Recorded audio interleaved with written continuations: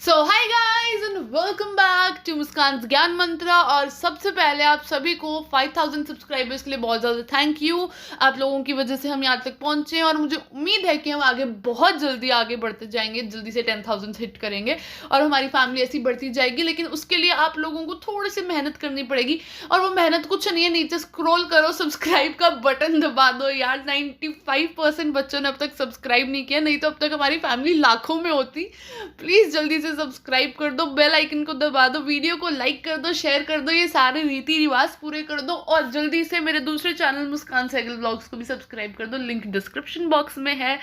तो अब हमारा जो ये चैप्टर चल रहा था, हमने कल ये शुरू किया था Nazism and rise of Hitler. उसके अंदर हमने ये तो पढ़ लिया कि वेमर रिपब्लिक का बर्थ कैसे हुआ, फर्स्ट वर्ल्ड वॉर के बाद जर्मनी के क्या बुरे हालात थे, जर्मनी बेचारा कंगाल हो गया था, भिखारी बन गया था जर्मनी। लेकिन कोई बात नहीं, अब हिटलर बाबा का राइज कैसे हुआ। तो हिटलर को ना मजाक करने का बहुत ही शौक था। He was not at all serious about his life. उसको अपनी जिंदगी की कुछ पड़ी नहीं थी भाई, मतलब उसने सारी चीजें मजाक मजाक में कर दी। उसका मन किया उसने कॉन्सेंट्रेशन कैंप्स में जाके ज्यूज को मरवा दिया, उसका मन किया उसने वॉर कर दी, उसने मन किया उसने फायर डिग्री लगा दी, उसका मन किया उसने डिक्टेटरशिप लगा दी। अरे भाई सब कुछ तो छोड़ो, उसने शादी में मजाक में की थी।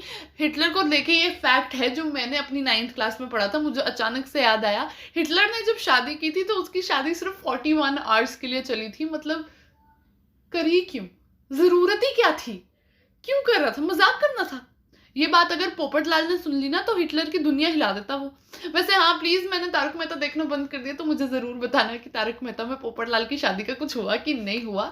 सो एनीवेज ये मुझे कमेंट सेक्शन में बताना। अभी हम हिटलर बाबा के बारे में पढ़ना शुरू करते हैं। तो हिटलर ऑस्ट्रिया में पैदा हुए थे, ऑस्ट्रिया में पैदा हुए थे और उन्होंने अपनी अर्ली लाइफ जितनी भी थी, लाइक अर्ली 20s तक कह सकते हो, उन्होंने अपनी पूरी लाइफ गरीबी में ही बिताई थी, गरीबी में, पॉवर्टी में बिताई थी। तो जब फर्स्ट वर्ल्ड वॉर शुरू हुई ना तो हिटलर ने बोला कि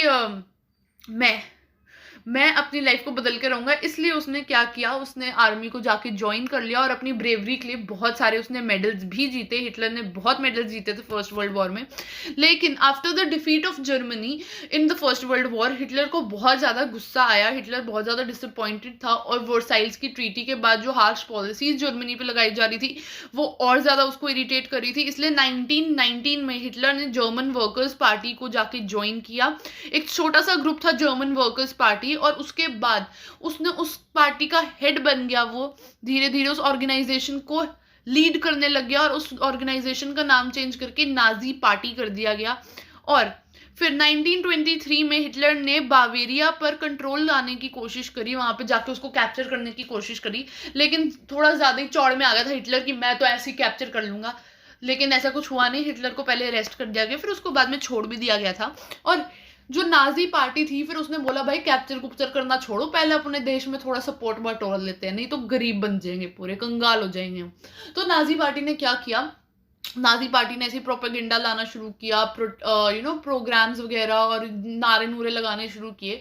तो स्टार्टिंग में तो नाजी पार्टी को कुछ खास वोट नहीं मिले, लाइक 1926 में सिर्फ 2.6% वोट्स। लेकिन जब हालत और ज़्यादा ख़राब हो गई जर्मनी की 1930s में आफ्टर ग्रेट डिप्रेशन, तो 1932 के पार्लियामेंट्री इलेक्शन में 37% वोट से मेजॉरिटी से जर्मन वर्कर्स पार्टी यानी कि नाजी पार्टी जीती। और उसका रीज़न ये था कि हिटलर एक बहुत ही पावरफुल स्पीकर था। जैसे इंडिया में इंदिरा गांधी थी ना, अपनी बातों से लोगों को मोह लेती थी, तो वैसे हिटलर था। हिटलर ने अपनी बातों से, अपने नारों से, अपने स्पीचेस से लोगों को ये एहसास दिलाया, उनको ये यकीन दिलाया कि वो अगर पावर में आएगा ना तो भाई साहब देश को बदल के रख देगा, वो लोगों को गरीबी से बाहर लेके आएगा, जर्मनी को वापस उस पोजीशन पे, उस पावर में लेके आएगा जिसमें जर्मनी था। जर्मनी की जो भी टेरिटरीज गई हैं, जर्मनी का जो भी लॉस हुआ है उसको वापस, सबको, हर चीज़ को वापस लेके आएगा। और इस रीजन की वजह से, उसकी इतनी स्पीचेस की वजह से लोगों का विश्वास जागा उसमें और लोगों ने उसको वोट दिए। और 30 जनवरी 1933 को प्रेसिडेंट हिंडरबर्ग ने चांसलरशिप दी हिटलर को। उस टाइम पे जर्मन पार्लियामेंट में रीचस्टैग, जो जर्मन पार्लियामेंट है, उसका चांसलर बनना सबसे one of the highest post होती थी और हिटलर को वो पोस्ट वहां के प्रेसिडेंट ने खुद ऑफर की थी। और फिर अचानक से भाई साहब, अचानक से ना जर्मनी के पार्लियामेंट में आग लग गई। और फिर फरवरी 1933 में फायर डिग्री पास कर दी गई। और वो फायर डिग्री जो थी उसने सारे जो सिविल राइट्स थे, like freedom of press, freedom of speech, सबको खल्लास कर दिया, 1 सेकंड में जला के खत्म। और उसके बाद धीरे धीरे धीरे धीरे क्या हुआ, जर्मनी को डिक्टेटर वाली कंट्री बना दिया गया, जहां पे सिर्फ एक रूलर है। तो 3 मार्च 1933 को फेमस एक्ट है वो, इनेबलिंग एक्ट, जो बहुत ज्यादा फेमस है, 3 मार्च को 1933 को पास किया गया, जिसमें जर्मनी जो है वो एक डिक्टेटरशिप वाली कंट्री बन गया, हिटलर बन गया लीडर, और सारी पॉलिटिकल पार्टीज को उसके बाद बैन कर दिया गया, जुडिशरी को भी एक तरीके से नीलबटे सन्नाटा कर दिया गया, सारी पॉलिटिकल पार्टीज ऑपोजिशन बैन कर दी गई थी, सिर्फ नाजी पार्टी अलाउड थी। उसके अलावा आर्मीज के अलावा स्पेशल फोर्सेज भी लगाई गई थी, special forces SA SG spice वगैरह कर दिए थे, ताकि हिटलर के खिलाफ कोई भी काम ना हो पाए पूरी कंट्री में। उसके अलावा हिटलर ने एक फेमस इकोनॉमिस्ट को वहां पे अपॉइंट किया गया, हाल्जमर शाशेत उनका नाम था, और उस इकोनॉमिस्ट ने क्या किया, उस इकोनॉमिस्ट ने ना full employment, full opportunities, full work for everyone वाले टाइप का प्रोग्राम निकालना शुरू कर दिया, जिसके थ्रू हर एक इंसान को काम दिया जा रहा था। और इसी पीरियड में जर्मनी की सुपर हाईवेज पे चलने वाली कार वोल्क्सवैगन की भी डेवलपमेंट हुई थी। हिटलर की फॉरेन पॉलिसी काफ़ी ज़्यादा अच्छी थी, उसमें उसको बहुत ज़्यादा सक्सेस मिला था।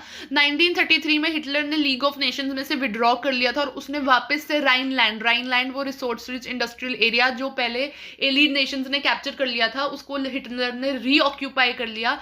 उसके साथ साथ हिटलर ने वापस से जर्मनी और ऑस्ट्रिया को कंबाइन करना शुरू किया, और उसने ये स्लोगन यूज किया, 1 पीपल 1 एम्पायर एंड 1 लीडर। इस स्लोगन के थ्रू उसने ऑस्ट्रिया और जर्मनी को वापस कंबाइन किया, ताकि वो अब सेकेंड वर्ल्ड वॉर कर सके।